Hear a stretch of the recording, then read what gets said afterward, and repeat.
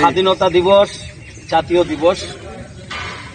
তো এই 26শে মার্চ আমরা প্রতি বছর স্মরণ করি। আজ আমরা স্মরণ করার জন্য আসছি। এখানে আমাদের মানবাধিকার কর্মীরা আছেন, বাংলাদেশ মানবাধিকার কমিশনের অনেক কর্মী এখানে আছেন, তার সাথে আছেন অবসরপ্রাপ্ত সেনাবাহিনী, তাদের একটা কমিটি আছে, জেলা কমিটি, ওনারা সকলে উপস্থিত আছেন। তো আমরা আসলে ওই সময় তো আমরা ছোট ছিলাম, অত অভিজ্ঞতা নাই আমাদের, ওই জিনিসগুলো আমরা দেখছি, যদিও আমি দেখছি একটু হালকা পাতলা।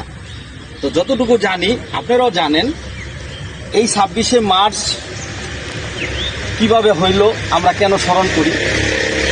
1971 সালে 25শে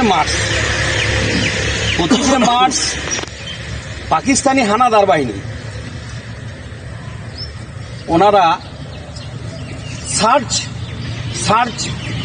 লাইট অভিযান নামে বাঙালি নিরস্ত্র মানুষের উপর তারা গুলি বর্ষণ করেন এবং ওখানে অনেক ছাত্র, শিক্ষক, জনগণ অনেক নিহত হন। তারপর যারা ওই সময় নেতৃত্ব দিয়েছেন, ওই নেতৃত্বে যারা দিয়েছেন তাদের থেকে আমাদের স্বাধীনতা ঘোষণা আসে, স্বাধীনতা ঘোষণা করেন। এবং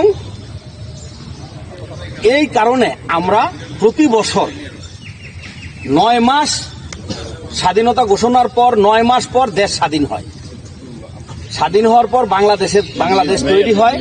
আমরা প্রতি বছর এই দিনটাকে আমরা স্মরণ করি। আজ আমরা এসেছি স্মরণ করার জন্য। আমাদের বাংলাদেশ মানবাধিকার কমিশন থেকে থাকবে আপনাদেরকে একটা মেসেজ দিচ্ছি, আমরা যেন যতদিন জীবিত থাকব এবং আমরা স্মরণ করব এবং পরবর্তী প্রজন্ম তাদেরকেও স্মরণ করাবো এই দিনটি। এই সশস্ত্র বাহিনীর লোকজন আমাদের সদস্য আছেন, তাদেরকে অভিনন্দন, ধন্যবাদ বাংলাদেশ মানবাধিকার কমিশন থেকে।